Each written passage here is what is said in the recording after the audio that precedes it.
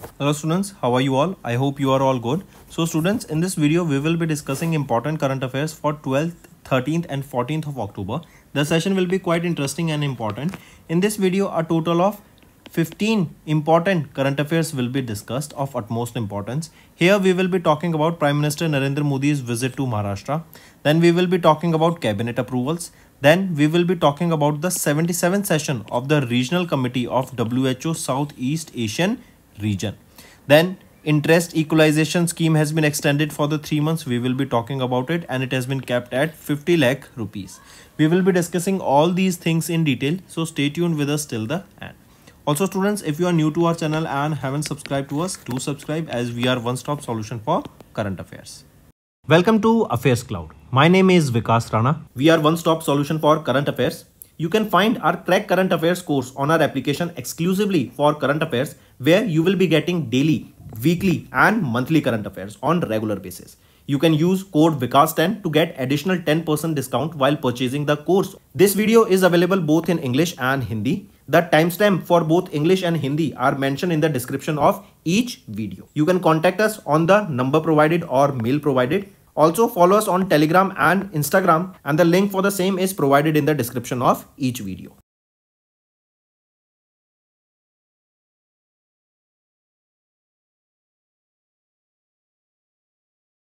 Also students, we have started a new initiative that is of handwritten notes. It is helpful to understand the news daily, time saving and very useful for your revision. We aims to cover 15 questions via handwritten notes in upcoming bank exams.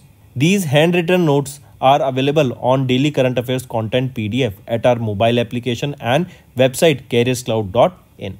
Only our Crack Current Affairs subscribers will be able to access these handwritten notes. A sample PDF of the handwritten notes will be available in the description. Let's start with national affairs. Here you will be seeing that Prime Minister Narendra Modi, first thing remember, he is the third time Prime Minister of our India and this is the 18th Lok Sabha that we are talking about, right? And recently Prime Minister Narendra Modi, he was on a visit to Maharashtra on 5th of October 2024. If we look at some of the key highlights here, PM Modi has launched several initiatives that includes your agriculture sector, that includes your animal husbandry, right? And for this thing you will be seeing the projects are worth around 23,300 crore rupees. He also inaugurated over 7,500 projects under Agriculture Infrastructure Fund AIF worth 1920 crore rupees. Apart from this, he has also laid down the foundation stone of several initiatives more than 32,800 crore rupees in Thane, Maharashtra. Also, he participated in Abhijat Marathi language program that was held in Mumbai, Maharashtra. Now, first thing, let's look at this only, right? This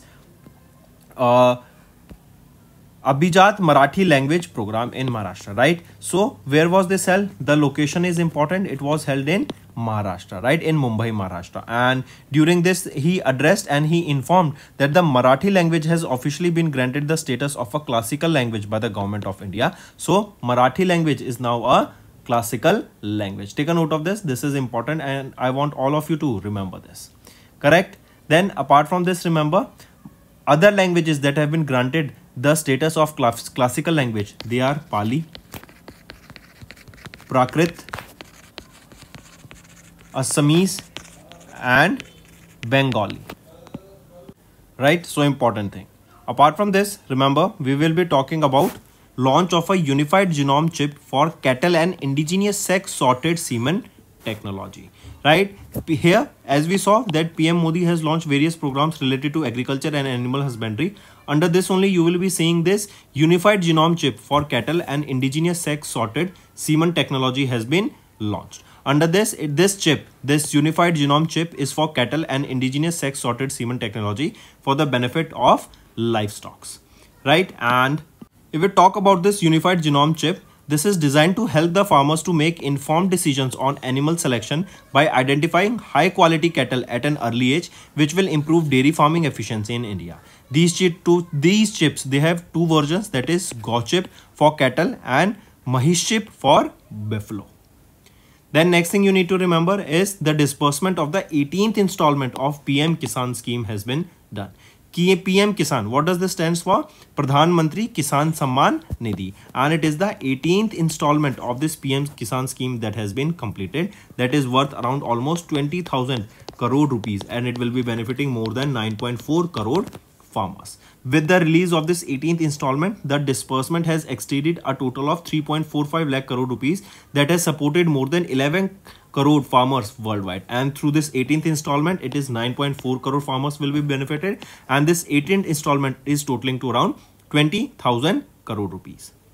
If we talk about this PM Kisan scheme, this was launched in 2019. It is a central sector scheme, and it was implemented by Ministry of Agriculture and Farmers Welfare. The aim of this scheme is to provide basically income to farmers by providing them support on yearly basis, correct? And here you will be seeing under this a total of 6,000 rupees will be provided per annum to the eligible families in 3 installments of 2,000 rupees each. Next, PM Modi has also inaugurated 5 solar parks across Maharashtra with a total capacity of 19 megawatt. Next, right? So these are the things that you all need to remember, correct? Moving on. Next we are talking about is cabinet approvals, right? Union Cabinet, it is chaired by Prime Minister Narendra Modi, and if we look at it, these are some of the important approvals. First is the development of National Maritime Heritage Complex in Lothal, Gujarat. Lothal, if you remember, it is a ancient port, right? Now if we talk about this, the development of this National Maritime Heritage Complex, that is NMHC complex, right? It has been recently developed, correct? And if we talk about this, you will be seeing that it will be developed by Ministry of Port, Shipping and Waterways. And apart from this, this project aims to highlight India's 4,500-year-old maritime heritage. As we mentioned, it is an Lothal, it is an ancient port. Apart from this, here remember, a dedicated society will also be established to oversee the development of the future phase of this National Maritime Heritage Complex in Lothal, Gujarat. Apart from this, you will be seeing more than 22,000 jobs are expected to be created with the help of this project. Next is road construction in border areas of Rajasthan and Punjab. Under this, you will be seeing a total of 2,280 kilometers of road will be constructed in these two states of Rajasthan and Punjab, for which 4,406 crore rupees has been allocated.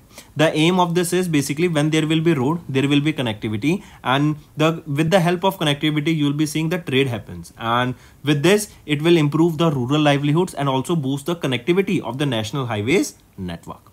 Then third is the continuation of the supply of free fortified rice under Pradhan Mantri Garib Kalyan Anna Yojana and other welfare schemes. And remember, this is from July 2024 to December 2028. So this continuation is from July 2024 till December 2028, and for this you will be seeing 17,082 crore rupees will be spent, right? And this will ensure a proper food security. And if you remember, recently a index was released about the hunger index.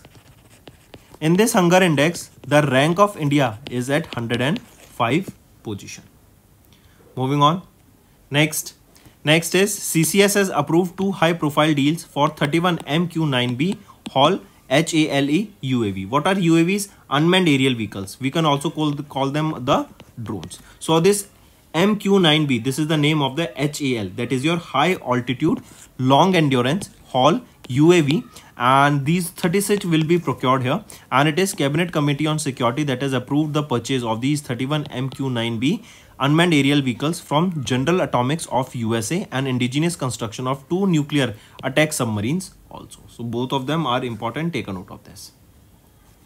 Moving on. Next is our Health Minister JP Nadda has addressed the 77th session of the Regional Committee of WHO Southeast Asian Region. So on 7th of October, JP Nadda ji, our Union Minister of Health and Family Welfare, he has addressed the 77th session of the World Health Organization Southeast Asian Region Summit, and it is one of the 6 WHO regions, and this 77th session was addressed by him where? In New Delhi. Correct? Take a note of this. It was held from 7 to 9th of October. Right, and this session of basically included the election of office bearers, establishment of a drafting group for the resolution and decisions, adoption of a special procedure to regulate the conduct of the sessions, and adoption of the provisional agenda. Right, and during this inaugural address, Union Minister JP Nadda underscored the health system of India and has embraced a whole of government and whole of society approach to achieve universal health coverage. Right, basically under this, the main aim was to make sure that India's healthcare sector improves. Here, community participation was talked about. Here, the support of the government as well as the regional governments was also appreciated, that when we will come together, right, then we can improve our healthcare system. Apart from this, if we talk about World Health Organization, who is the Director General? Dr. Tedros Ghebreyesus. And where is the headquarters of WHO? It is in Geneva, Switzerland. It was established in 1948. Next is interest equalization scheme has extended for 3 months and it has been kept at 50 lakh rupees. I repeat, if we talk about this, remember DGFT, that is your Directorate General of Foreign Trade, it has extended the interest equalization scheme on the pre and post shipment rupee export credit for 3 more months till 31st of December 2024, and this is to promote India's outbound shipments. Right, and if we talk about this, remember with this the scheme is fund limited and it will benefit various individual exporters where earlier they were capped at 10 lakh rupees. Right, and now this cap has been increased to 50 lakh rupees. Apart from this, as you see, this scheme which was previously extended till 30th of September 2024 and now it has been extended to 3 more months. Apart from this, DGFT has informed MSMEs that they will be restricted to 50 lakh rupees now, right? That were earlier restricted to 10 lakh rupees. Now they will be restricted to 30 lakh rupees. And remember, MSME manufacturer exporters who have already availed the equalization benefit of 50 lakh rupees or more, they cannot extend it or they won't be eligible for any further benefit in the extended period. Right, so this interest equalization scheme has been extended for 3 months and now it has been capped, that was capped earlier at 10 lakh rupees, it has now been capped at 50 lakh rupees. Next is international affairs. Secretary Gina Raimondo and Piyush Goyal has co-chaired the 6th edition of US-India Commercial Dialogue Meet. So Piyush Goyal, as you can see him on the right here, right, he's a Union Minister of Ministry of Commerce and Industry, and Gina Raimondo, right, Gina Raimondo, as you can see her on the left, right, she is the US Secretary of Commerce, and together they both have co-chaired the 6th edition of the consecutive India US Commercial Dialogue. It was held where? It was location is DC, USA, that is Washington DC, USA. Right, apart from this, what is the main objective of this 6th edition of this 6th India-US Commercial Dialogue? This is basically to improve the business and investment climate both between our countries, that is India and USA. Here the main focus will be on supply chain resilience. Here the focus will be on climate and clean technology cooperation. Apart from this, you will be seeing that India and USA, they have signed a memorandum of understanding also on the critical minerals supply chain. We know that these critical minerals were, there were certain minerals that were defined by our India that they are critically important for India's economic development. And for the same reason, you will be seeing that India and USA, they have also signed a memorandum of understanding where they will be working on this critical minerals supply chain so that these countries can export or trade between these critical minerals. Say for example, this MOU aims to cooperate on India and USA where they will be developing a supply chain for lithium, cobalt and other critical minerals that are used in electric vehicles and clean energy applications. Right? Next, one more thing, remember, our country India and USA, they are planning to expand startup and SME resources in Bengaluru, Karnataka, and also they are planning on boosting the travel and tourism sector. Travel and tourism sector between these two countries. Next is banking and finance. IFC has partnered with Axis Bank to provide $500 million loan to fund green projects in India. IFC, what is it? It is International Finance Corporation. This is an arm of World Bank, right? And they have recently partnered with whom? They have partnered with Axis Bank. Correct. And this is India's leading private sector bank. And here IFC will be providing Axis Bank with $500 million loan. This is worth about almost 4,200 crore rupees. And this will help them to boost and to develop the blue finance market and set up various financing of green projects in India. Also remember, this marks the first blue investment made by IFC in India, right? And the first blue transaction by the financial institution in the country. Now you will be asking, sir, what is this blue investment? What is blue? Blue is water, right? So this investment will be for water and water related issues such as your wastewater management, right? Such as your marine plastic pollution, such as your sustainable shipping and so on. Correct. So this IFC that they have committed these $500 million, this loan will be basically working towards these blue economy. That means water projects related to your water security, water management and so on. Correct. Then let me give you one more example. This was your blue loan, right? Then comes your green loans. I have told you whenever there is a term green, that means we are talking about sustainability, right? We are talking about green energy and so on. And there are third term that is known by the name brown loans or brown. It is a non-sustainable financing and investment product which supports the fossil fuel and carbon intensive activities, right? So these are the three types of loan: blue loan, green loan and brown loan, or we can say blue investment, green investment and brown investment.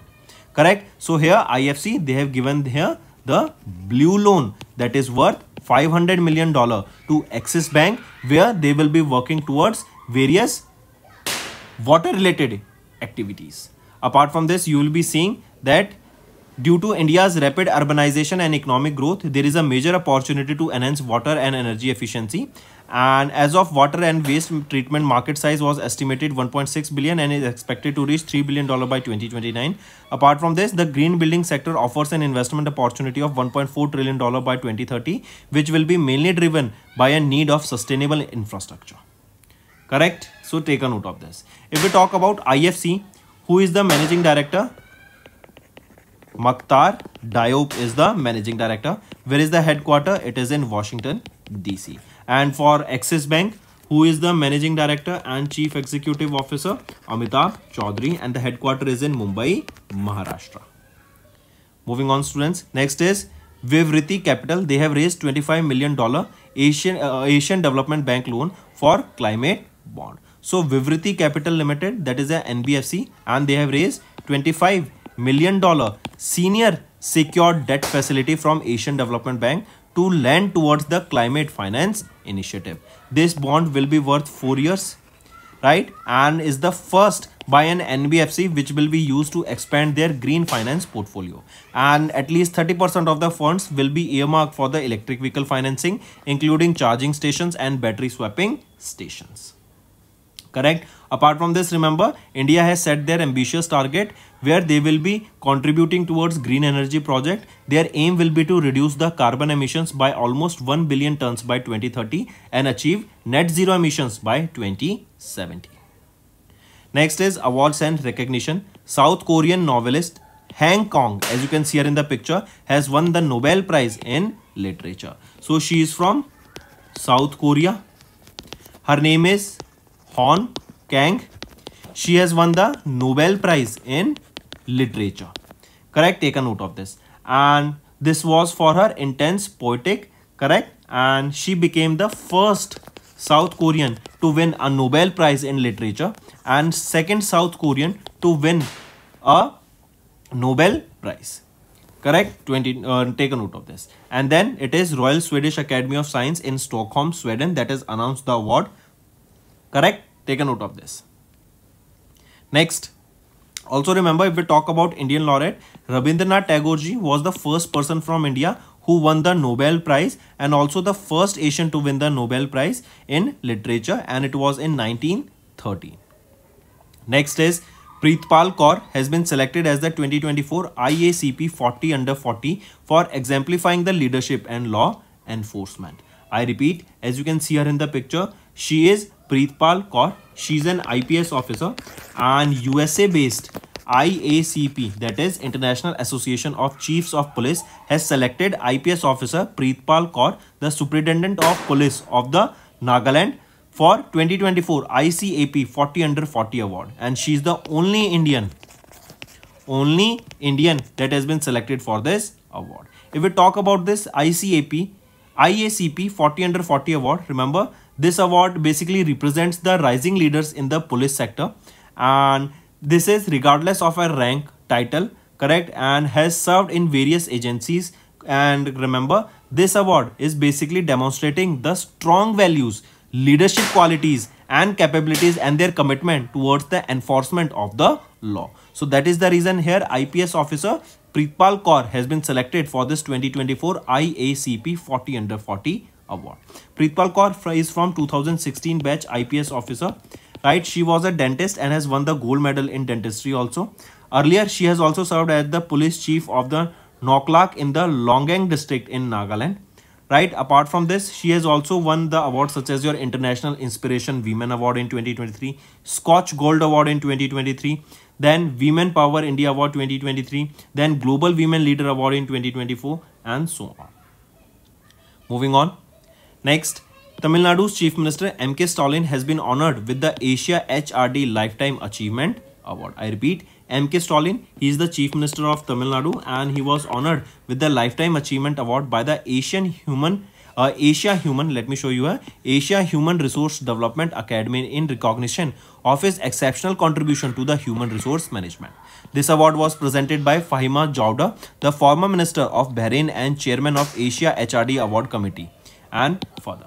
Correct, take a note of this. This Asia HRD award, remember this is given in 5 categories, that is lifetime achievement, contribution to society, then contribution to organization, contribution to HR community, movers and shakers, of which each has its own criteria for this, right? And here MK Stalin has been awarded with this Asia HRD Lifetime Achievement Award, correct?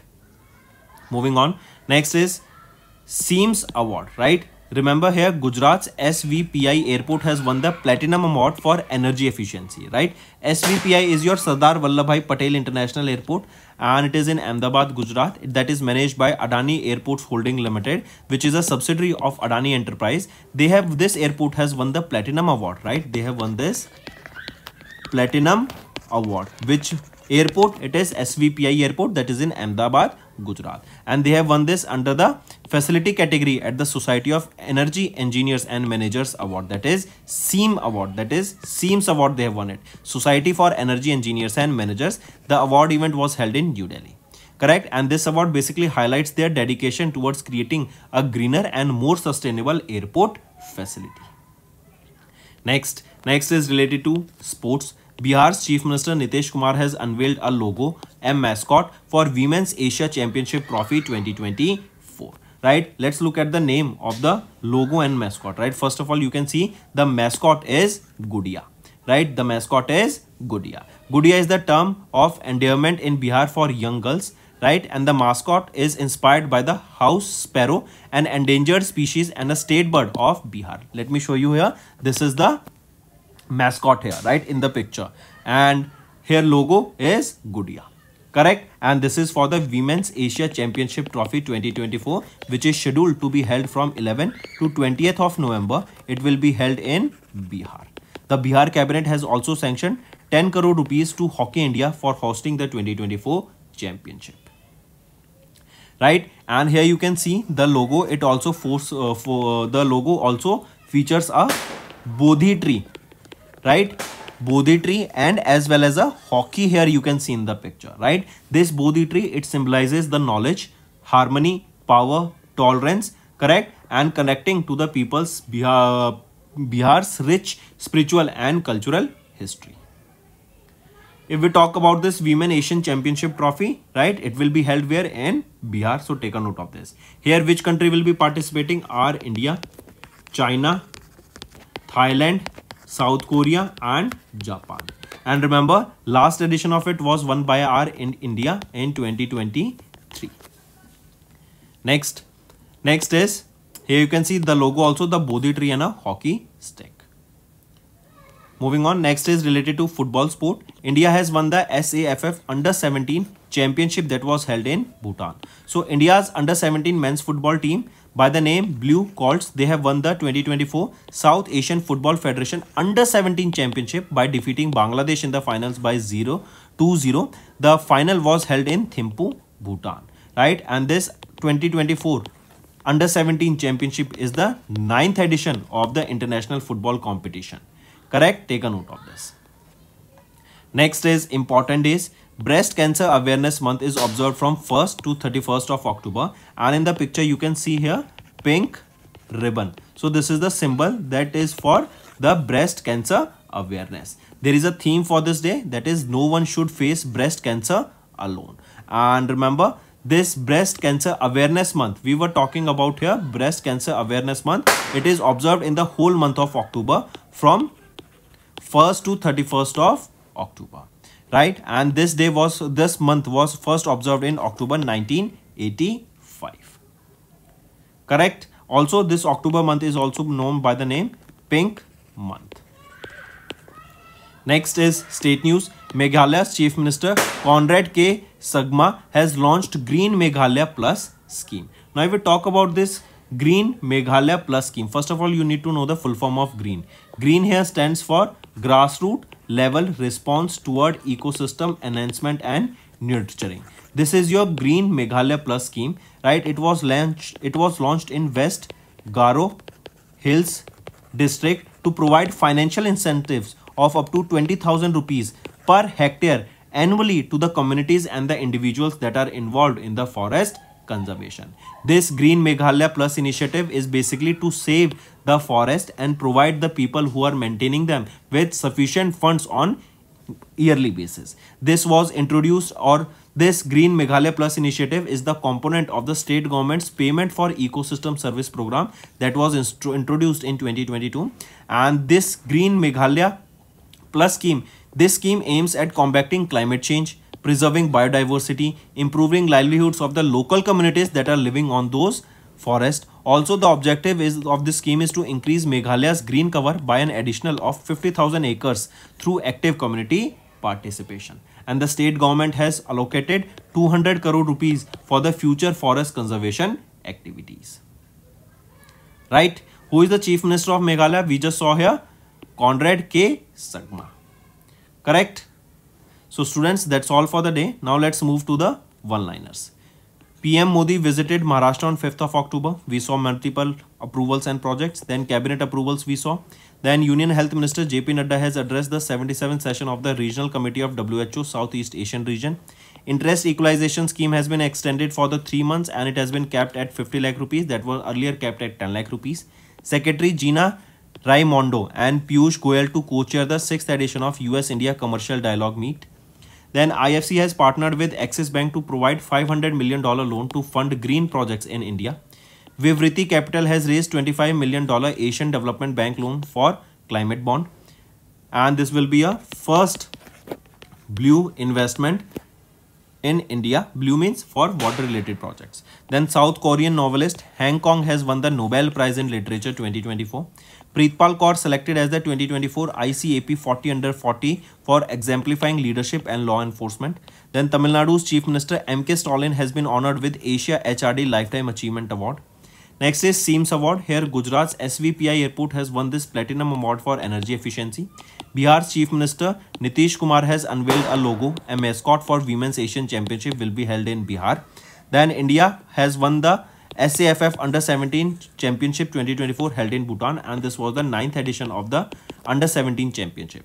Then Breast Cancer Awareness Month from 1st to 31st of October, also known as the Pink Month.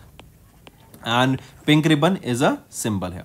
Then Meghalaya's Chief Minister Conrad K. Sangma has launched Green Meghalaya Plus scheme. So that's all for the day, students. Now let's move to some revision part that will be beneficial for your learning.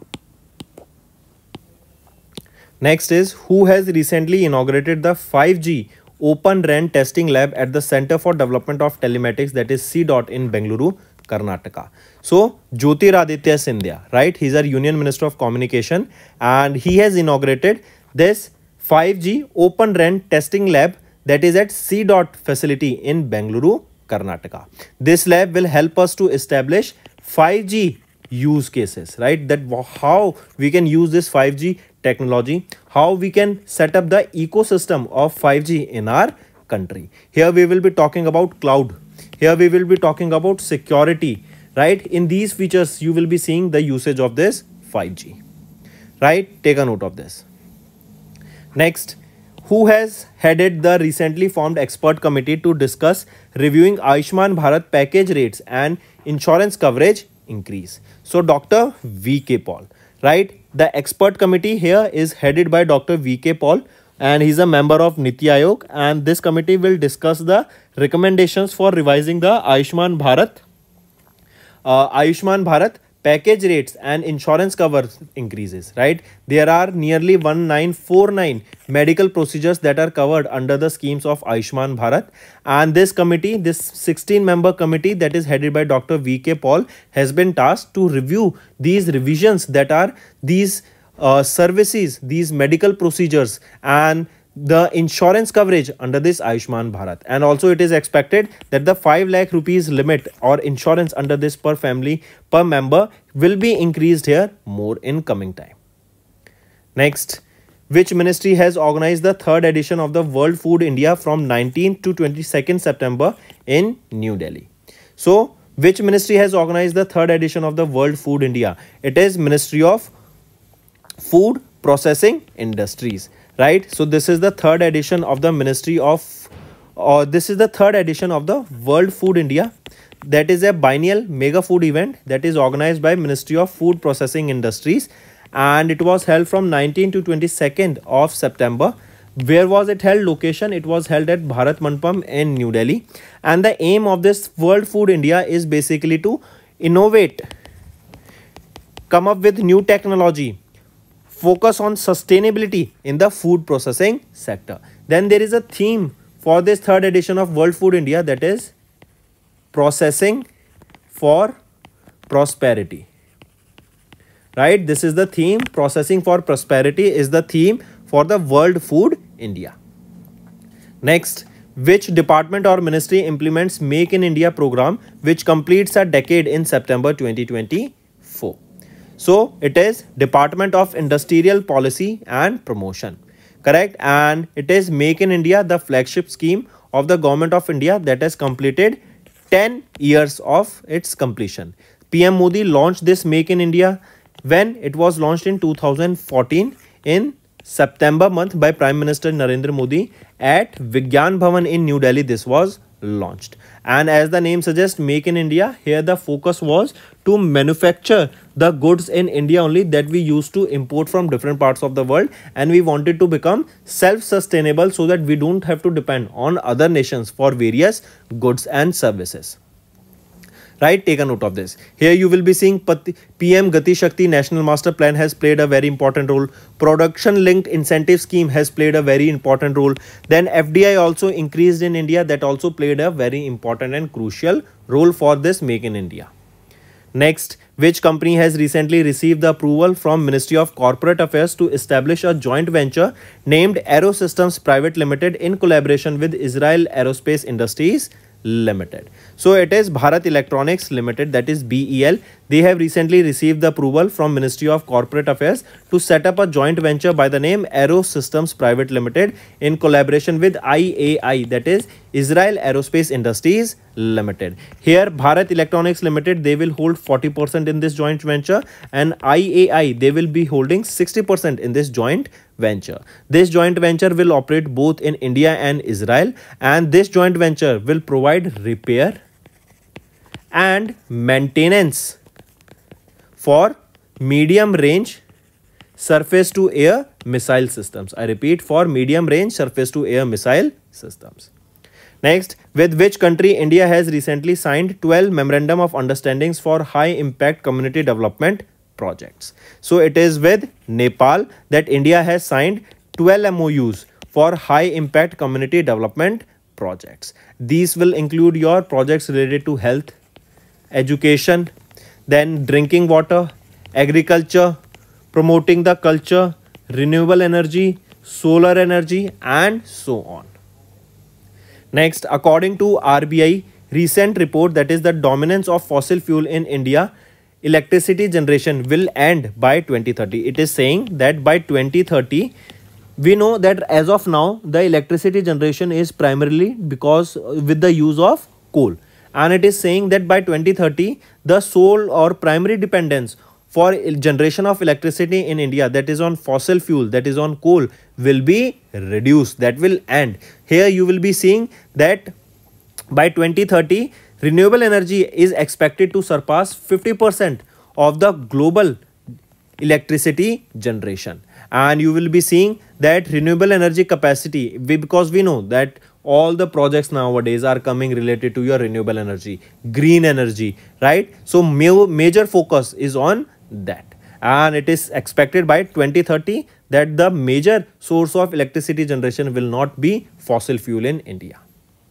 Next, who has been recently awarded the 2024 Sastra Ramanujan Prize by Shanmuga Art, Science, Technology and Research Academy, that is Shastra Academy. So Alexander Dunn, right, he has been awarded the 2024 Sastra Ramanujan Prize by Shanmuga Art, Science, Technology and Research Academy. Where is this academy? It is in Chennai, Tamil Nadu. Oh, sorry, this is in Thanjavur, Tamil Nadu.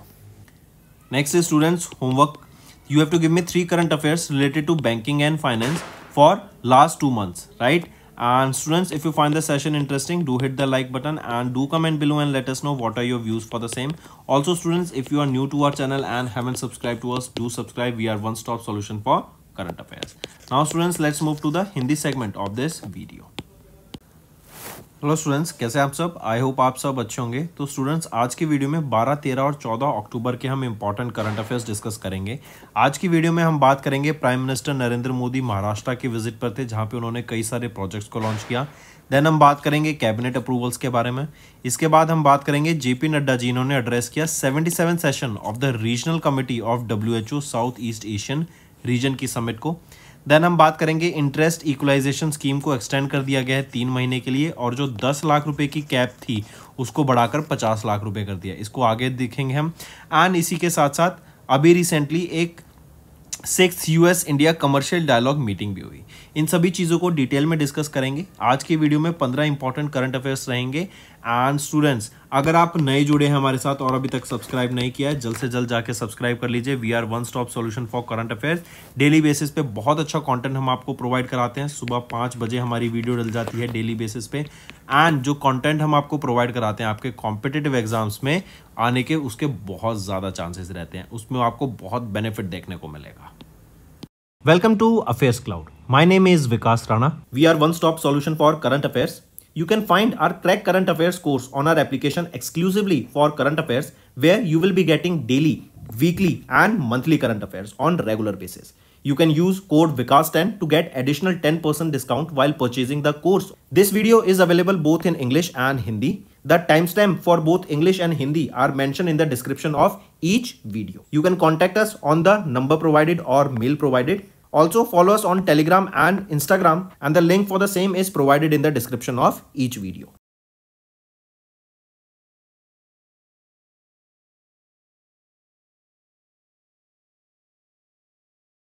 Also students, we have started a new initiative that is of handwritten notes. It is helpful to understand the news daily, time saving and very useful for your revision. We aims to cover 15 questions via handwritten notes in upcoming bank exams. These handwritten notes are available on Daily Current Affairs Content PDF at our mobile application and website careerscloud.in. Only our Crack Current Affairs subscribers will be able to access these handwritten notes. A sample PDF of the handwritten notes will be available in the description. तो चलिए start करते हैं national affair से। सबसे पहले हम बात करें, प्राइम मिनिस्टर नरेंद्र मोदी अभी महाराष्ट्र की विजिट पे थे एंड इन्होंने कई सारे प्रोजेक्ट्स यहाँ पे इनोग्रेट किया। जैसे फॉर एग्जांपल देखें, इन्होंने several initiatives and mainly agriculture and animal husbandry से रिलेटेड प्रोजेक्ट को यहाँ पे लॉन्च किया। वर्थ 23,300 करोड़ रुपीज वाशिम महाराष्ट्र में। इन्होंने 7,500 से भी ज़्यादा प्रोजेक्ट लॉन्च किया एग्रीकल्चर इंफ्रास्ट्रक्चर फंड के अंदर वर्थ 1920 करोड़ रुपीज़। देन इन्होंने कई प्रोजेक्ट को 32,000 करोड़ की लागत से थाने महाराष्ट्र में लॉन्च किया, जिसका मेन एम था कि अर्बन मोबिलिटी को बढ़ावा देना। और इसी के साथ साथ अभिजात मराठी लैंग्वेज प्रोग्राम को इन्होंने इनॉग्रेट किया मुंबई महाराष्ट्र में। देखो ये मराठी लैंग्वेज का मेन एम क्या था यहाँ पर कि जो मराठी लैंग्वेज को है ना, अब यहाँ पे एक क्लासिकल लैंग्वेज रिकॉग्नाइज कर लिया गया है।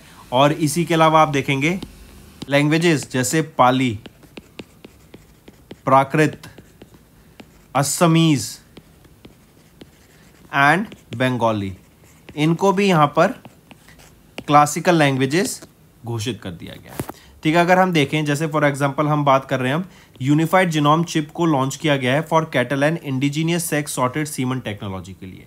बेसिकली इससे क्या होगा, ये यूनिफाइड जीनोम चिप क्या है कि जो आपकी हेल्दी आपकी कैटल्स होंगे, राइट, उनको अर्ली एज में डिटेक्ट कर लिया जाएगा, हाई क्वालिटी कैटल्स को, जो कि डेयरी फार्मिंग की एफिशिएंसी को बढ़ाने का काम करेंगे एंड उन्हीं के सीमंस को फर्दर यहाँ पे आगे यूज किया जाएगा। 2 वर्जन्स रहेंगे इस चिप के, पहला है गौ चिप फॉर कैटल एंड दूसरा है महिष चिप, ये फॉर बुफलो। इसके बाद बात करते हैं 18वीं इंस्टॉलमेंट ऑफ पीएम किसान स्कीम। ये 18वीं इंस्टॉलमेंट अभी आई है पीएम किसान स्कीम की।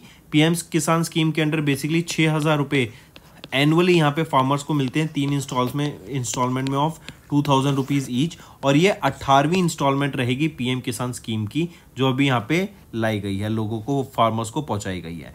करेक्ट। पीएम किसान की बात करें, प्रधानमंत्री किसान सम्मान निधि योजना, ये स्कीम लॉन्च कब की गई थी? पीएम किसान स्कीम 2019 में लॉन्च की गई थी।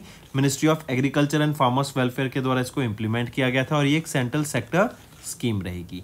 इस स्कीम के अंडर हम देखेंगे जो ये 18वीं इंस्टॉलमेंट गई है ना, तो 20,000 करोड़ की लागत लगी इसको पहुंचाने में एंड 9.4 करोड़ फार्मर्स को इसका बेनिफिट देखने को मिलेगा।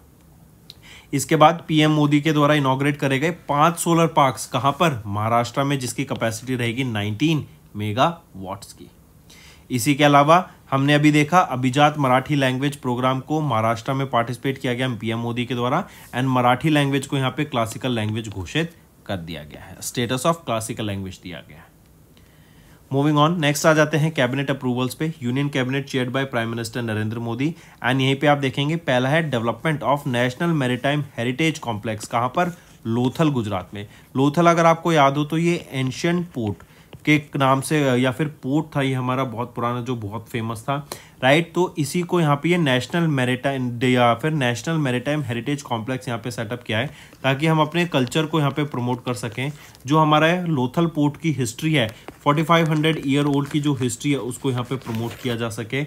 एंड इसमें अगर हम देखेंगे इस पोर्ट से क्या होगा कि जो लोकल कम्युनिटीज़ हैं उनको काफ़ी बेनिफिट मिलेगा, रिसर्चर्स को यहाँ पे काफ़ी बेनिफिट मिलेगा, कल्चरल ऑर्गेनाइजेशंस को इससे बहुत ज़्यादा बेनिफिट मिलेगा। एंड इसको अभी सेटअप किया जा रहा है किसके द्वारा? Ministry of port shipping and waterways के द्वारा इसको यहाँ पे सेटअप किया जा रहा है नेशनल मैरीटाइम हेरिटेज कॉम्प्लेक्स को। इसी के अलावा आप देखेंगे कि यहाँ पर इस प्रोजेक्ट के बनने से कई 22,000 से भी ज़्यादा लोगों को यहाँ पे बेनिफिट मिलेगा, उनको jobs direct and indirect category में मिलेंगी। फिर इसके बाद आ जाता है road construction in border areas of Rajasthan and Punjab. Rajasthan state and Punjab state के जो बॉर्डर एरियाज हैं वहाँ पर आपके रोड कंस्ट्रक्शन की बात की गई है एंड इससे हम देखेंगे कि इन रोड कंस्ट्रक्शन से 4,406 करोड़ की लागत लगेगी यहाँ पर रोड्स बनाने के लिए। कितने बड़े रोड्स यहाँ पे बनाए जाएंगे अगर हम बात करें तो यहाँ पर आप देखेंगे कि ऑलमोस्ट 2280 किलोमीटर रोड्स को यहाँ पे कंस्ट्रक्ट किया जाएगा। इससे क्या होगा, जो रूरल एरियाज हैं इन स्टेट्स के बॉर्डर्स के आसपास, उनको कनेक्टिविटी बहुत अच्छी मिलेगी, राइट। नेशनल हाईवे से उनका कनेक्टिविटी हो जाएगी एंड अगर कनेक्टिविटी होगी तो वहाँ पे ट्रेड भी इजीली हो सकेगा, लोग बिजनेस अच्छे से कर पाएंगे, करेक्ट। फिर इसी के बाद continuation of the free fortified rice under प्रधानमंत्री गरीब कल्याण अन्न योजना एंड अदर वेलफेयर स्कीम। इस स्कीम को एक्सटेंड कर दिया गया है, ये जुलाई 2024 से अब इसको एक्सटेंड कर दिया गया है अगस्त और दिसंबर 2028 तक इसको यहाँ पे एक्सटेंड कर दिया गया है। नेक्स्ट काफी इंपॉर्टेंट है स्टूडेंट्स, मार्क करेंगे। अभी कैबिनेट कमेटी ऑन सिक्योरिटी इनके द्वारा अप्रूव करा गया कि 31 MQ-9B। MQ-9B क्या है? ये है UAVs। UAV क्या होते हैं? ये आपके ड्रोन्स होते हैं, अनमैन्ड एरियल व्हीकल, राइट। और HALE UAV, HALE क्या है? High altitude long endurance, right. तो HALE UAV रहेगी ये, राइट। इसको 31 ऐसे ड्रोन्स को प्रोक्योर किया जाएगा, किसके थ्रू, किससे प्रोक्योर किया जाएगा, जनरल एटॉमिक्स ऑफ USA से इनको प्रोक्योर किया जाएगा, पहली चीज। दूसरी चीज याद रखेंगे, कंस्ट्रक्शन की बात की गई 2 न्यूक्लियर अटैक सबमरीन्स की, ठीक है। तो ये 2 चीजें आपको यहाँ पे याद रखनी है। चलिए नेक्स्ट पे आ जाते हैं। फिर JP नड्डा जी, इन्होंने एड्रेस किया 77 session of the regional committee of WHO south east Asian region. तो सबसे पहले RC77, ये क्या है, regional committee of the 77 session for south east Asia. ये 7 से लेके 9 अक्टूबर तक हुई 2024 में न्यू दिल्ली में। इसका सेशन को यहाँ पे एड्रेस किया गया JP नड्डा जी के द्वारा, correct. And south east Asian region, ये आपका WHO के 6 रीजन्स में से एक रीजन आता है। यहाँ पे जो मेन एम रहेगा वो क्या था कि रेजोल्यूशंस को ड्राफ्ट करने की बात की गई, कि जो ऑफिस बियर्स है उनको यहाँ पे इलेक्ट किया गया, राइट। स्पेशल प्रोसीजर्स को सेटअप करने की बात की गई। Even this during this inaugural session, यहाँ पे जो मेन एम रहा ना, जो JP नड्डा जी ने इसको एड्रेस किया, वो था कि हमारी इंडिया में हम हेल्थ केयर को ग्रो करेंगे, हम हेल्थ केयर के ऊपर काम करेंगे। एंड हेल्थ केयर सेक्टर को इम्प्रूव करने के लिए हमें कम्युनिटी पार्टिसिपेशन लगेगा। हमें जो स्टेट गवर्नमेंट है, सेंट्रल गवर्नमेंट ने मिलकर काम करना पड़ेगा, इवन कम्युनिटी के लोगों को यहाँ पे मिलकर काम करना पड़ेगा, ताकि जो हेल्थ केयर है हम उसको और बेटर कर सकें। एंड सरकार का ये काम आ जाता है कि जो प्राइमरी हेल्थ केयर सर्विसेज हैं वो लोगों तक यहाँ पे पहुँचा सकें एंड उसको स्ट्रेंथन कर सकें। यहीं पे अगर मैं बात करूं WHO की, तो डायरेक्टर जनरल कौन रहेंगे, डॉक्टर टेड्रोस गिब्रेयेसस। हेडक्वार्टर कहाँ पे रहेगा WHO का, ये है जिनेवा में, जिनेवा स्विट्जरलैंड में। एंड 1948 में इसको एस्टेब्लिश करा गया था। मूविंग ऑन, नेक्स्ट आ जाते हैं इंटरेस्ट इक्वलाइजेशन स्कीम के ऊपर। तो इस स्कीम को अभी 3 महीने से एक्सटेंड कर दिया गया है। अर्लियर 30 सितंबर 2024 तक ये स्कीम थी, अब इसको एक्सटेंड कर दिया गया है 31 दिसंबर 2024 तक। इससे क्या होगा, एक तो कि जो एक्सपोर्ट्स है ना, हमें उसमें बढ़ावा देखने को मिलेगा। एंड इवन इसके अंडर जो पहले लिमिट थी 10 लाख की, करेक्ट, उसको बढ़ा के अब 50 लाख रुपए कर दिया गया है फॉर एक्सपोर्ट्स, करेक्ट। इवन इसमें बोला गया कि जो MSMEs, जो मैन्युफैक्चर एक्सपोर्टर्स हैं, वो 10 इस लिमिट एक्सटेंशन का पहले फ़ायदा उठा चुके हैं, वो वापस से इसका फ़ायदा नहीं उठा पाएंगे, करेक्ट। एंड यहीं पे हम देखेंगे इससे जो आपके एक्सपोर्टर्स हैं उसको बहुत ज़्यादा बेनिफिट देखने को मिलेगा। एंड वो अपने इस स्कीम के अंडर जो पोस्ट शिपमेंट रुपी एक्सपोर्ट क्रेडिट होता है 3 मंथ्स का, उसको यहाँ पे उनको बेनिफिट देखने को मिलने वाला है, करेक्ट। चलिए नेक्स्ट पे आ जाते हैं। नेक्स्ट आ जाते हैं इंटरनेशनल अफेयर्स पर। तो सेक्रेटरी जीना रायमोंडो। आगे बढ़ने से पहले अच्छा एक और चीज बताओ, इंटरेस्ट इक्वलाइजेशन रेट क्या है for export bye MSMEs, right. तो जो इंटरेस्ट इक्वलाइजेशन रेट है ना अंडर द स्कीम, वो है 3%, वो है MSME एक्सपोर्टर्स के लिए। एंड 2% रहेगा यहाँ पे for manufacturer exporters and merchant exporters के लिए। ये भी चीज याद रखना। चलिए आगे आते हैं। Gina Raimondo, secretary Gina Raimondo and Piyush Goyal, इनके द्वारा को चेयर किया गया 6th edition of US India commercial dialogue meet को। आप लेफ्ट में देख सकते हैं जीना रायमोंडो, ये कौन है, ये है United states secretary of commerce. And right side में आप देख सकते हैं पीयूष गोयल, ये है हमारे union minister of commerce and industry. इनके द्वारा अभी 6ठा इंडिया US कमर्शियल डायलॉग को मीटिंग को होस्ट किया गया। ये मीटिंग कहाँ पर हुई थी, वॉशिंगटन DC में हुई, USA में। एंड इन दोनों के द्वारा बेसिकली ये जो मीट हुई ना, यहाँ पे बात की गई कि हम ट्रेड को कैसे एक दूसरे की कंट्रीज में बढ़ा सकते हैं, कैसे हम फोकस कर सकते हैं कि एक दूसरी कंट्रीज जो इमर्जिंग टेक्नोलॉजीज हैं उसके ऊपर मिलकर काम कर सके, कैसे हम एक supply chain resilience system setup कर सकते हैं, कैसे जो टेक्नोलॉजी है उसमें जो एनर्जी यूज की जाएगी उसको हम क्लीन एनर्जी की तरफ बढ़ावा दे सकते हैं। इसी के साथ साथ क्रिटिकल मिनरल्स के ऊपर यहाँ पे बात की गई, एक MOU साइन किया गया है क्रिटिकल मिनरल्स के ऊपर, कि जो ये MOU रहेगा कि क्रिटिकल मिनरल्स की एक सप्लाई चेन सेटअप की जा सके इंडिया एंड USA के बीच में। हम जानते हैं आज के टाइम पे क्रिटिकल मिनरल्स इंडिया की इकोनॉमिक डेवलपमेंट के लिए बहुत ज़्यादा बेनिफिशियल है। क्रिटिकल मिनरल्स में आ जाते हैं जैसे lithium, cobalt and other critical minerals. And इसके लिए एक MOU साइन किया गया है इंडिया एंड USA के बीच, ताकि एक दूसरे के साथ ये काम करके इन क्रिटिकल मिनरल्स को एक्सट्रैक्ट करके इकोनॉमिक में जहाँ पे भी ज़रूरत है उसको यूज़ किया जा सके, ठीक है। इवन ट्रैवल के ऊपर ट्रैवल एंड टूरिज्म को यहाँ पे बढ़ावा देने की बात की गई एंड ट्रैवल एंड टूरिज्म को इंडिया और यूएसए के बीच में बढ़ाने की बात की गई। इवन हम देखेंगे नेक्स्ट मंथ में नवंबर में यूएस में इलेक्शंस हैं, तो ये चीज़ें भी पता करेंगे। नेक्स्ट आ जाते हैं फिर, नेक्स्ट है banking and finance. IFC international finance corporation, ये वर्ल्ड बैंक का एक आर्म है। इन्होंने अभी एक्सिस बैंक के साथ यहाँ पे पार्टनर किया एंड यहाँ पे IFC एक्सिस बैंक को लोन प्रोवाइड कराएगा। ये लोन रहेगा $500 मिलियन का एंड इस $500 मिलियन में से आप देखेंगे ये रहेंगे ऑलमोस्ट 4200 करोड़ रुपीस। बम को इग्नोर कीजिए स्टूडेंट्स, दिवाली आ रही है, फोकस रखिए पढ़ाई पे, ठीक है। एंड ये जो $500 मिलियन का लोन रहेगा ना, ये इंपॉर्टेंट है क्योंकि ये रहेगा ब्लू लोन। आगे बताता हूं मैं ब्लू लोन क्या होता है, अभी समझिए। ये $500 मिलियन का लोन है, ये आपका ब्लू लोन है एंड ये पहला ऐसा फर्स्ट ब्लू लोन है जो कि इंडिया को मिल रहा है by IFC, first blue loan. अब ब्लू लोन क्या होता है? ब्लू लोन वो लोन होता है जो कि आपकी वाटर मैनेजमेंट में काम आता है, राइट। वाटर से रिलेटेड याद रखेंगे, वाटर को कैसे हम वाटर की सिक्योरिटी के ऊपर काम कर सकते हैं, राइट। कैसे हम वाटर को हम ट्रीट कर सकते हैं, कैसे वाटर मैनेजमेंट की जा सकती है। जैसे फॉर एग्जांपल हम देखें वेस्ट वाटर मैनेजमेंट, कैसे मरीन इकोसिस्टम को रिस्टोर किया जा सकता है। जो आपका पानी होता है, ओशंस होते हैं, सी होते हैं, उसमें हम कैसे प्लास्टिक पॉल्यूशन को खत्म कर सकते हैं, कैसे सस्टेनेबल शिपिंग हम सेटअप कर सकते हैं। तो वो सारा ब्लू इकोनॉमी में आ जाता है, वाटर इकोनॉमी में आ जाता है, ठीक है। तो ये $500 मिलियन का लोन एशियन डेवलपमेंट बैंक ने IFC ने एक्सिस बैंक को दिया और ये ब्लू लोन रहेगा। ये तो हो गया ब्लू लोन। फिर एक आ जाता है ग्रीन लोन। मैंने आपको बताया ग्रीन जहां पे भी आ जाए तो आप उसको समझिएगा सस्टेनेबिलिटी एंड रिन्यूएबल एनर्जी के ऊपर। एक आ जाता है ब्राउन लोन। ब्राउन लोन क्या होता है? जहां पे आप फॉसिल फ्यूल्स को प्रमोट करते हैं एंड कार्बन इंटेंसिव आपके प्रोजेक्ट्स रहते हैं, उनमें पैसा लगता है, वो होता है ब्राउन लोन, राइट। तो ये IFC के द्वारा एक्सिस बैंक को $500 मिलियन का ब्लू लोन दिया गया, जो कि पहला ब्लू लोन रहेगा हमारे इंडिया के लिए, ठीक है। मार्क करके चलेंगे। एंड इवन यहाँ पे आप देखेंगे जो ग्रीन बिल्डिंग सेक्टर है, they are offering an investment opportunities of $1.4 trillion by 2030, जिसका मेन एम रहेगा कि हम सस्टेनेबल इंफ्रास्ट्रक्चर सेटअप करें एंड सस्टेनेबिलिटी को यहाँ पे प्रमोट करें। IFC की अगर मैं बात करूं, इंटरनेशनल फाइनेंस कॉर्पोरेशन, तो मैनेजिंग डायरेक्टर कौन रहेंगे? वो है मुख्तार डायोब। एंड यहीं पे अगर बात करूं मैं, हेडक्वार्टर कहां पे रहेगा IFC का? वॉशिंगटन DC में।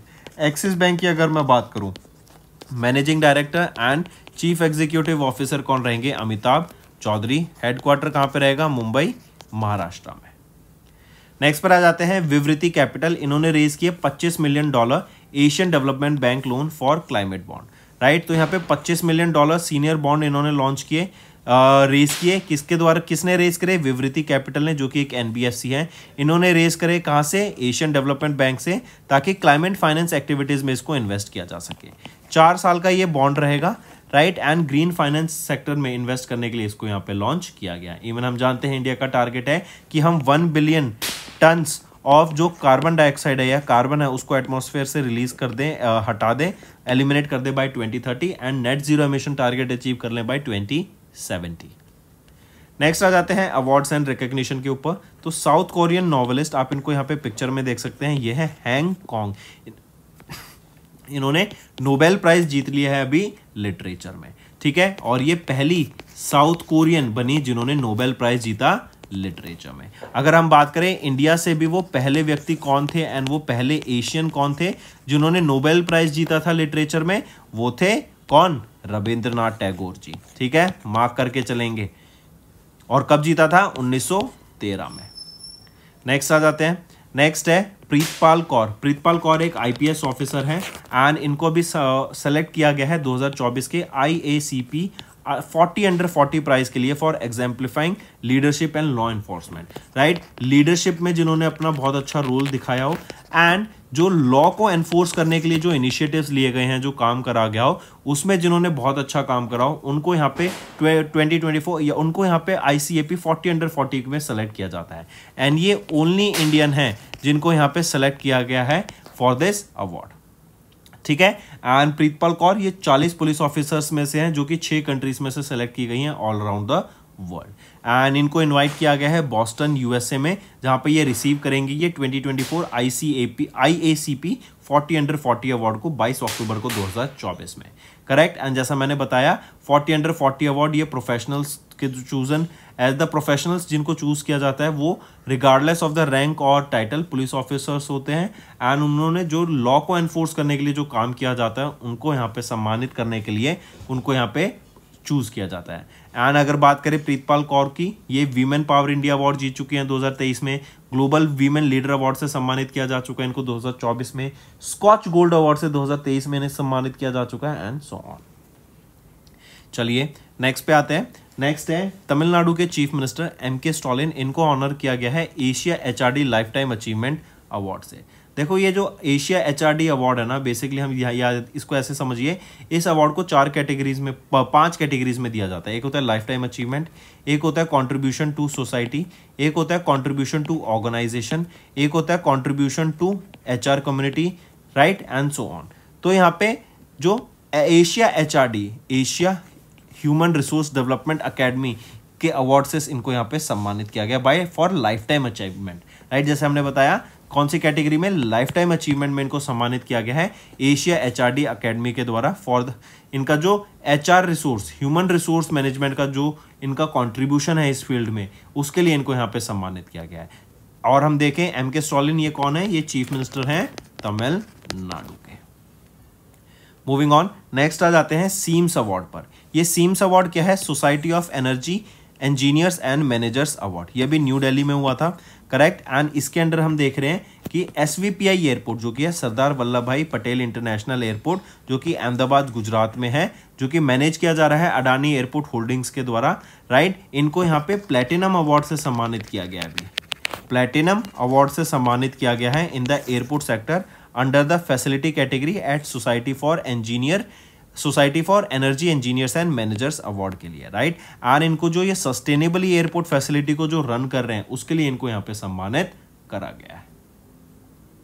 नेक्स्ट आ जाते हैं स्पोर्ट्स के ऊपर। तो बिहार के चीफ मिनिस्टर नीतीश कुमार जी के द्वारा अभी एक लोगो एंड मैस्कॉट लॉन्च किया गया वीमेंस एशिया चैंपियनशिप ट्रॉफी 2024 का।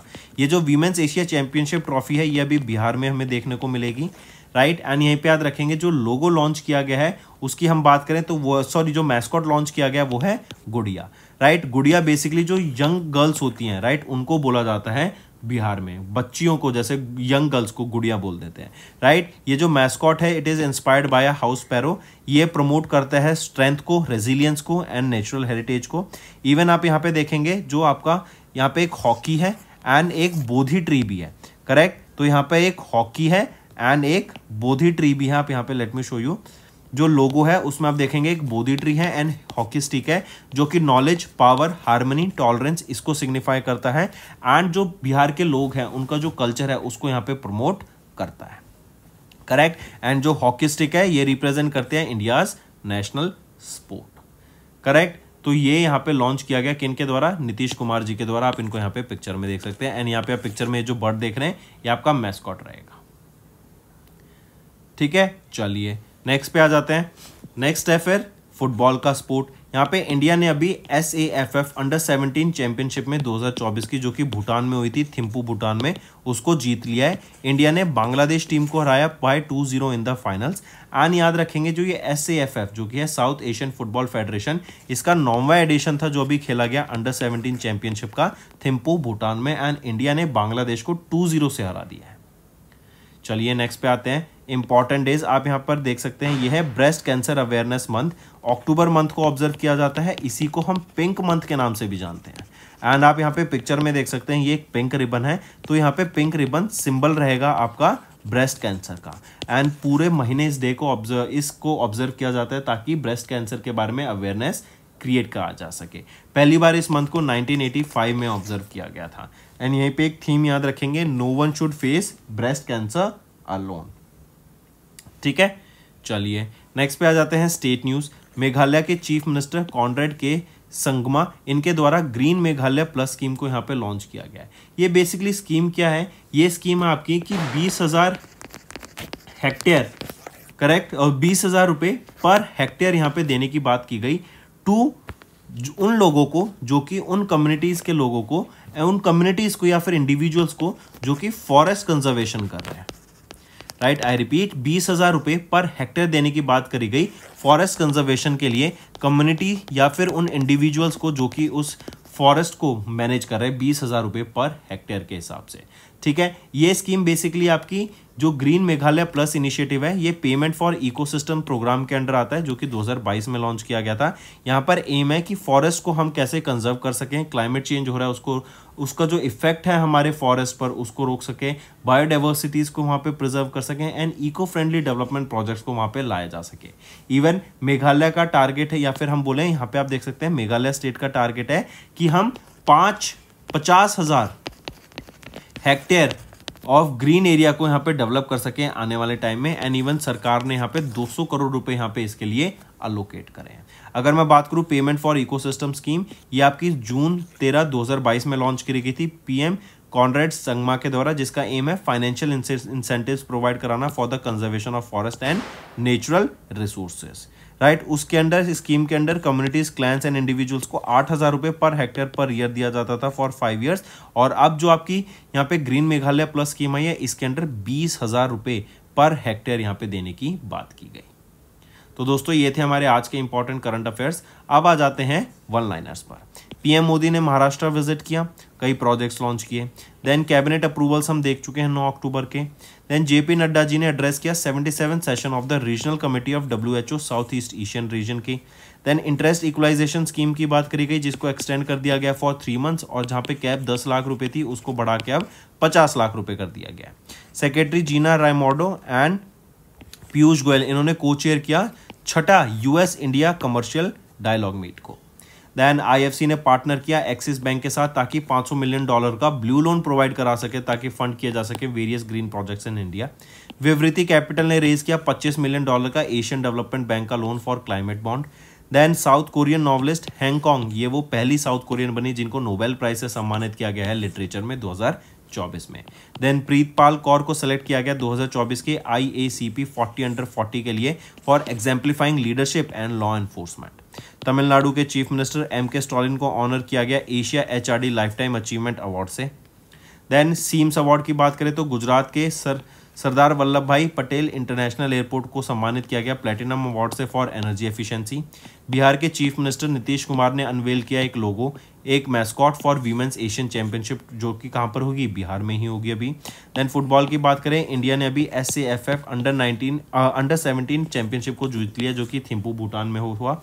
Then breast cancer awareness month की बात करें तो 1 से 31 अक्टूबर तक ऑब्जर्व किया जाता है।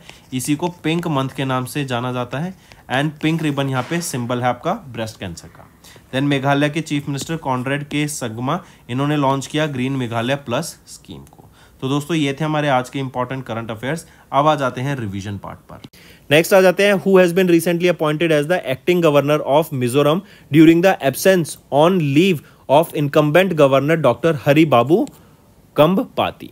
राइट, तो कौन अपॉइंट किए गए हैं यहाँ पे एक्टिंग गवर्नर अभी, वो है इंदिरा सेना रेड्डी नालू। ये अभी गवर्नर है त्रिपुरा के एंड इनको यहाँ पे एडिशनल चार्ज दिया गया है as the acting governor of Mizoram. Next, उस कंपनी का नाम बताओ दैट रिसेंटली डिलीवर्ड इंडिया का पहला indigenously developed sub machine gun. Right, sub machine gun SMG, इसका नाम रहेगा Asmi. Correct, northern command of Indian army को ये डिलीवर की गई है लोकेश मशीन्स लिमिटेड के द्वारा, जो कि एक हैदराबाद तेलंगाना बेस्ड कंपनी रहेगी। नेक्स्ट, किस कंपनी ने रिसेंटली रेज किए $500 million through green dollar bonds, ताकि रिन्यूएबल एनर्जी प्रोजेक्ट्स को सपोर्ट किया जा सके। देखो कहीं पे भी ग्रीन आ जाए ना तो याद रखना हम रिन्यूएबल एनर्जी प्रोजेक्ट्स की बात कर रहे हैं। करेक्ट, तो किस कंपनी ने यहाँ पे रेज किए $500 मिलियन, तो ये रेज किए गए REC लिमिटेड के द्वारा। नेक्स्ट, उस स्कीम का नाम बताओ जो लॉन्च की गई PM नरेंद्र मोदी के द्वारा with an outlay of 79,156 crore rupees from Hazaribagh Jharkhand. Scheme का नाम है धरती आबा जनजातीय ग्राम उत्कर्ष योजना, मतलब दजगुआ। इस स्कीम के अंडर आप देखेंगे बात की जाएगी कि कैसे जो हमारे इंफ्रास्ट्रक्चर में क्रिटिकल गैप्स हैं, सोशल इंफ्रास्ट्रक्चर में, जैसे हेल्थ एजुकेशन में हेल्थ में, एजुकेशन सेक्टर में जो गैप्स हैं, उन गैप्स को भरने का यहाँ पे काम किया जाएगा। इसी के साथ साथ PM जनमन स्कीम ये भी यहाँ पे लॉन्च की गई, इनके द्वारा इनॉग्रेट की गई, वर्थ 1360 करोड़ रुपीज। ये क्या है, प्रधानमंत्री जनजाति आदिवासी न्याय महाअभियान। राइट, यहाँ पे जो आपकी ट्राइबल कम्युनिटीज हैं उनके ऊपर काम करने की बात की गई।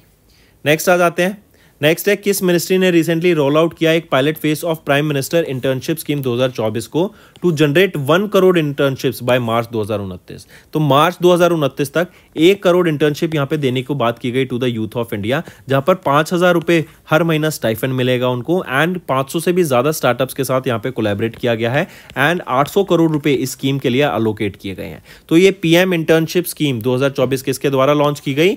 मिनिस्ट्री ऑफ कॉर्पोरेट अफेयर्स के द्वारा। एंड यहीं पे जो स्कीम है ये कंपनीज की कॉर्पोरेट सोशल रिस्पॉन्सिबिलिटी के अंडर आता है फॉर नेक्स्ट 3 ईयर्स। नेक्स्ट आ जाते हैं, who gave a warm send off to the 7,000 kilometre Vayu Veer Vijeta car rally from new Delhi to mark 92nd anniversary of the Indian air force. तो राजनाथ सिंह जो कि हमारे डिफेंस मिनिस्टर हैं, इनके द्वारा ये 7,000 किलोमीटर लंबी कार रैली जिसका नाम रहेगा वायु वीर विजेता, ये इंपॉर्टेंट है, नाम जरूर याद रखना कार रैली का, वायु वीर विजेता, इसको यहाँ पे फ्लैग ऑफ किया गया, सेंड ऑफ किया गया। और ये कब की बात है? On the 92nd anniversary of the Indian air force. ठीक है, कब ऑब्जर्व की जाती है? 8 अक्टूबर को। नेक्स्ट, किन्होंने रिसेंटली विजिट किया वियंटियन फ्रॉम जो कि लाओस में है 20 से 31 सितंबर तक एंड पार्टिसिपेट किया 21वें Asian India economic ministers meet में एंड 12वें ईस्ट इंडिया समिट में। तो किनके द्वारा यहां पे अटेंड किया गया? पीयूष गोयल जी के द्वारा, जो कि हमारे union minister of commerce and industry है।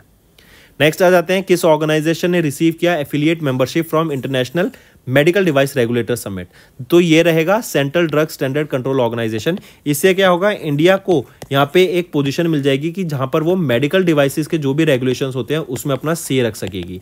इवन इससे जो इंडिया के मेडिकल डिवाइसेस हैं वो भी ग्लोबली स्टैंडर्ड के हिसाब से बनेंगे एंड उनको हम ग्लोबली एक्सपोर्ट भी कर सकेंगे एंड ब्रांड इंडिया को यहाँ पे प्रमोट किया जाएगा इंटरनेशनल लेवल पर। नेक्स्ट, सेबी ने अभी रिसेंटली अनाउंस किया new framework to curb excessive speculation in the dash with effect from 20 November 2024। तो जो स्टॉक मार्केट में यहाँ पे जो भी आपकी एक्सेसिव स्पेकुलेशन हो रही थी, लोग एफएनओ बहुत ज्यादा कर रहे थे एंड लॉस कर रहे थे, उसको कर्व करने के लिए यहाँ पे कुछ नई फ्रेमवर्क एंड रूल्स यहाँ पे लाए गए हैं। नेक्स्ट आ जाते हैं, किस स्टेट ने अभी रिसेंटली एक एमओयू साइन किया आरईसी लिमिटेड के साथ for the financial support of 3 lakh crore rupees for infrastructure projects? तो वो रहेगी Rajasthan state, right? Rajasthan state ने ये एमओयू साइन किया है एंड यहाँ पे ये एमओयू रहेगा 3 लाख करोड़ रुपए का। ये बहुत बड़ा एमओयू साइन किया गया है, बहुत अमाउंट है ये, जहां पर हम देखेंगे जो राजस्थान में इंफ्रास्ट्रक्चर प्रोजेक्ट्स है उनको यहाँ पे ठीक किया जाएगा। रोड्स को, आपके पावर सेक्टर को, एजुकेशन सेक्टर में बिल्डिंग्स, स्कूल्स बनाए जाएंगे, हॉस्पिटल्स बनाए जाएंगे, राइट? इनके ऊपर यहाँ पे एंड बहुत सारे रोड्स भी यहाँ पे बनाए जाएंगे। नेक्स्ट आ जाता है, किस फाइनेंशियल इंस्टीट्यूशन ने अनाउंस किया to invest $272 million to support India's economic growth and sustainability? तो वह United States international development finance corporation यहाँ पे इन्वेस्ट करेंगे। 40 मिलियन तो इनके द्वारा इन्वेस्ट किए जाएंगे एपीएसी, ये Mumbai Maharashtra based APAC financial service limited है, ताकि लो इनकम ग्रुप्स को यहाँ पे फाइनेंस करा जा सके। इसके अलावा $50 मिलियन यहाँ पे यूज किए जाएंगे वीमेन लेड एंटरप्रेन्योर्स को हेल्प करने के लिए, राइट? एंड ये दिए जाएंगे इनक्रेड फाइनेंशियल सर्विस लिमिटेड को, जो कि वीमेन एंटरप्रेन्योर्स को हेल्प करेगी टू ग्रो। नेक्स्ट है आपका होमवर्क सेक्शन। आपको 3 करंट अफेयर्स बताने हैं related to banking and finance for last 2 months. तो दोस्तों ये था हमारा सेशन, पसंद आए तो वीडियो को लाइक करना एंड स्टूडेंट्स अगर आप नए जुड़े हमारे साथ और सब्सक्राइब नहीं किया, जल्द से जल्द सब्सक्राइब कर लीजिए। We are one stop solution for current affairs. Also इसको अपने दोस्तों के साथ शेयर करो and let them know about this interesting platform affairs cloud.